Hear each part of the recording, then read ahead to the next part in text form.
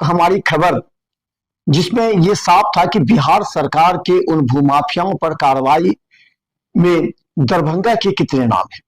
जब एक नाम बिहार के उस माफियाओं के लिस्ट में शामिल हुआ जिसमें 100 करोड़ से अधिक संपत्ति दिखाई जा रही थी, लेकिन उसके परिजन कह रहे थे कि वो कंगाल है, और ये आश्चर्य का विषय है। चलिए इस पर हम भी जिक्र करेंगे, क्योंकि इस खबर को लेकर के पूरे दरभंगा में प्रतिक्रिया हो रही है। फेसबुक से लेकर के सभी जगह हमें टेलीफोन कॉल्स भी आ रहे हैं। करीब 15 से अधिक लोगों के टेलीफोन कॉल्स आए, जिन्होंने हमें इस बात के लिए धन्यवाद दिया कि आपने मुद्दा तो उठाया, लेकिन इसमें और भी कई माफिया हैं। तो उन लोगों को बता दें कि ये माफिया कौन है, ये तय करना मीडिया का काम नहीं, ये पुलिस का काम है।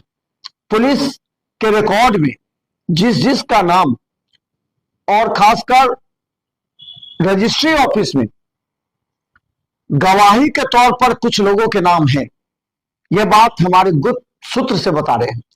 रजिस्ट्री ऑफिस में अगर किसी माफिया ने किसी जमीन को रजिस्ट्री की है तो वहां वो या उसके आदमी का वहां पर नाम दर्शाया जाता है गवाह में।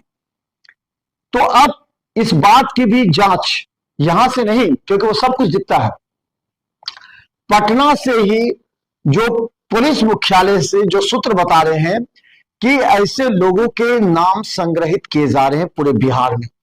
1600 नामों पर ज्यादा सर्च किए जा, और दरभंगा में सही लोग फेसबुक पर जो कमेंट किए हैं कि एक दो नहीं है, यहां भी दर्जनों हैं जिन्होंने विगत 15 वर्षों में आय से अधिक संपत्ति अर्जित की।